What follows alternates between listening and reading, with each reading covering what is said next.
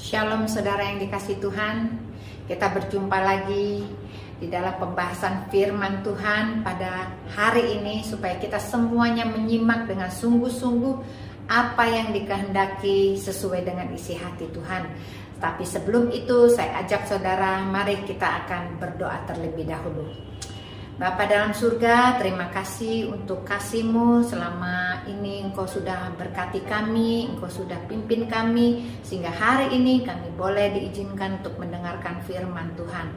Bapa, kalau firman-Mu ini adalah firman yang hidup, Engkau berkati firman-Mu supaya apa yang kami dengar, telinga kami bisa mendengarnya dengan sungguh-sungguh, hati kami bisa menampungnya, dan kami menjadi pelaksana-pelaksana yang baik bagi kemuliaan bagi nama-Mu. Juga berkati hamba-Mu yang akan menyampaikan dari awal pertengahan sampai akhir, biarlah semuanya dikembalikan bagi kemuliaan nama Tuhan saja. Hanya di dalam nama Tuhan Yesus kami sudah berdoa dan mengucap syukur. Haleluya, amin. Amin. Saudara yang dikasih Tuhan, saudara yang dikasih Tuhan, akhir-akhir ini kita masih melihat bahwa kondisi lingkungan kita tidak semakin baik. Tapi kita masih melihat bahwa sakit penyakit COVID masih ada di sekitar kita. Apa yang terjadi di dalam kekhawatiran dari setiap hati? Kita melihat kapan pandemi ini akan berakhir. Pertanyaan-pertanyaan itu akan membuat beberapa keluarga ketakutan, membuat mereka tidak berani keluar rumah, membuat mereka aktivitasnya juga terhambat, bahkan mereka ketakutan akan menjadi sakit. Saudara yang dikasih Tuhan, situasi yang sedang terjadi di lingkungan kita atau di luar kita atau di luar negeri tidak akan menjadi semakin baik. Tetapi yang justru yang harus kita lakukan, kita harus siapkan hati kita supaya kita bisa menerima semua apa yang sedang terjadi di lingkungan kita, di kota kita, di negeri kita, juga di seluruh dunia. Supaya kita kembali lagi berfokus hanya kepada Tuhan saja. Mengapa saya tidak pernah berhenti berkata tentang fokus kepada Tuhan? Karena itulah yang akan menjadi kekuatan kita. Kita sudah tidak boleh lagi memikirkan apa yang sedang terjadi di dunia. Kita boleh mengupdate berita-berita yang kita baca, tetapi jangan sampai berita yang kita baca mengikat kita, membuat kita takut, membuat kita putus asa, membuat kita patah semangat, bahkan kita mundur dari Tuhan. Apa yang terjadi di lingkungan kita, kita harus percaya bahwa Tuhan sekali-kali tidak akan meninggalkan hidupmu. Tuhan selalu beserta denganmu, beserta dengan keluargamu, keluarga besarmu, dan Tuhan juga tetap akan memberkatimu. Mungkin berkatmu tidak sebesar sebelum COVID, tetapi kita tetap belajar untuk mengucap syukur. Saudara yang dikasih Tuhan, rahasia kehidupan seperti rasakan tentang surga adalah di hati kita.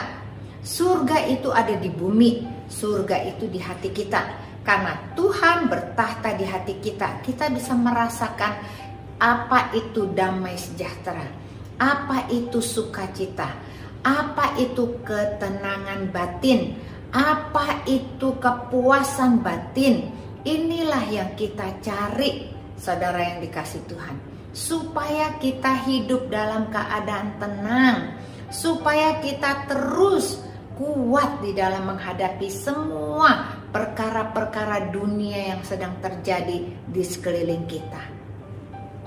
Firman Tuhan yang akan kita bahas hari ini terambil dari kitab Kolose 3 ayat 1 sampai dengan 10 yang berkata begini. Mari kita buka Alkitab kita dan kita baca. Karena itu, kalau kamu dibangkitkan bersama dengan Kristus, carilah perkara yang di atas, di mana Kristus ada duduk di sebelah kanan Allah. Pikirkanlah perkara yang di atas, bukan yang di bumi. Sebab kamu telah mati dan hidupmu tersembunyi bersama dengan Kristus di dalam Allah. Apabila Kristus yang adalah hidup kita menyatakan diri kelak, kamu pun akan menyatakan diri bersama dengan Dia dalam kemuliaan.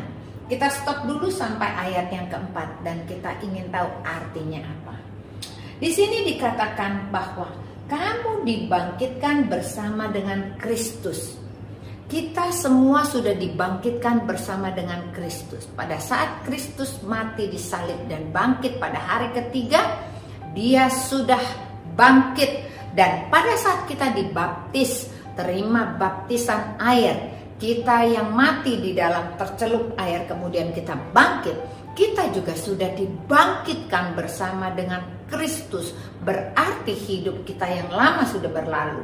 Hidup kita yang baru adalah hidup bersama dengan Kristus. Berarti kalau kita hidup bersama dengan Kristus, Tuhan meminta kita, pikirkanlah perkara-perkara yang di atas, bukan yang di bumi. Karena kalau kita lebih banyak memikirkan 80% porsi dari pikiran kita dibuat khawatir apa yang engkau makan, minum, dan pakai. Hati kita bertanya-tanya bagaimana tahun depan, bagaimana 5 tahun ke depan, bagaimana anak-anak saya kalau mereka besar nanti, bagaimana dia sekolah. Itu semua adalah ikatan dunia. Jikalau kita mengikat 80% pikiran kita kepada dunia, 20% itu adalah Tuhan, maka kebangkitan Kristus yang ada di dalam kita itu adalah sia-sia. Karena engkau mengikat dirimu di dalam dunia, kekhawatiran dunia. Padahal tidak ada satu orang pun yang tahu tentang hari esok. Kesusahan hari ini cukuplah untuk 1 hari saja. Bagaimana tentang besok? Urusan Tuhan untuk besok hari. Itu jawaban daripada Tuhan. Oleh karena itu firman ini sungguh nyata dan kuat, sungguh benar. Pikirkanlah perkara yang di atas karena engkau sudah mati bersama dengan Kristus dan engkau sudah dibangkitkan bersama dengan Kristus. Kewajiban kita untuk mengganti pikiran kita bukan lagi memikirkan apa yang kita minum dan pakai, tetapi kita memikirkan perkara-perkara yang di atas. Kita lanjut lagi tentang bahasan berikut ini. Karena itu, matikanlah di dalam dirimu segala sesuatu yang duniawi. Percabulan, kenajisan, hawa nafsu jahat, dan juga keserakaan yang sama dengan penyembahan berhala. Semuanya itu mendatangkan murka Allah atas orang-orang durhaka. Dahulu kamu juga melakukan hal-hal itu ketika kamu hidup di dalamnya. Tetapi sekarang buanglah semuanya itu, yaitu marah, geram, kejahatan, fitnah, dan kata-kata kotor yang keluar dari mulutmu.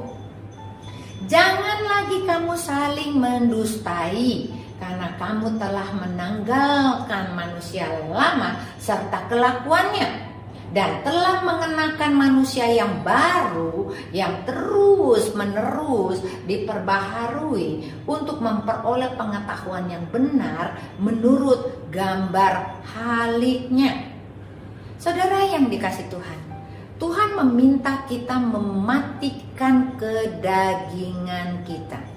Kedagingan kita ini akan membawa kepada dosa. Pada saat kita melayani geram, amarah, permusuhan, pertikaian, kata-kata kotor, kata-kata kasar, maka kita sudah mengentertain roh jahat yang akan mengambil alih tubuhmu. Karena tubuh kita hanya bisa didiami oleh satu, yaitu either roh jahat atau roh Tuhan. Kalau kita memberikan tubuh kita ini sebagai persembahan yang kudus, dan tidak bercacat dan tidak bercela, berarti kita mempersembahkan hati kita dan seluruh kelakuan kita ini dikontrol oleh Roh Kudus. Roh Kudus akan membawa kita kepada semua jalan-jalan kebenaran, sehingga kita tidak lagi mengentertain keinginan daging, karena keinginan daging kita membawa kepada kebinasaan. Tadi kita lihat sangat mengerikan, percabulan, kenajisan, hawa nafsu, hawa jahat, keserakaan, dan itu semuanya dianggap oleh Tuhan penyembahan berhala. Berarti kita tidak layak berada di hadapan Tuhan. Orang yang melakukan semuanya ini tidak layak berada di hadapan Tuhan. Tuhan tidak akan berkenan terhadap doa-doanya. Tuhan tidak akan ada di hatinya. Orang yang sudah dilahirkan baru, yaitu meninggalkan manusia yang lama, lalu hidup baru dengan mengenakan manusia yang baru, haruslah kelihatan suatu perubahan dalam tingkah lakunya, sehingga tingkah lakunya itu akan memuliakan Tuhan. Tadi dikatakan tidak boleh menyimpan kegeraman, kemarahan, dan juga pertikaian, perseteruan, kata-kata kotor, fitnah, itu semua harus kita tinggalkan. Walaupun ada yang ingin membakar emosi kita, tidak boleh kita terhanyut di dalamnya. Kita tidak boleh ikut di dalamnya, tetapi kita haruslah membalas semuanya itu dengan kebaikan. Tentunya saudara yang dikasih Tuhan berpikir begini, mana mungkin aku ini masih daging, aku masih hidup di dunia. Dia membuat aku marah, gara-gara dia aku marah. Tetapi saudara yang dikasih Tuhan, banyak cara untuk kita bisa meredam kemarahan itu. Banyak cara untuk kita bisa meredam emosi kita. Emosi kita cenderung untuk mengentertain kemarahan dari tingkat 1,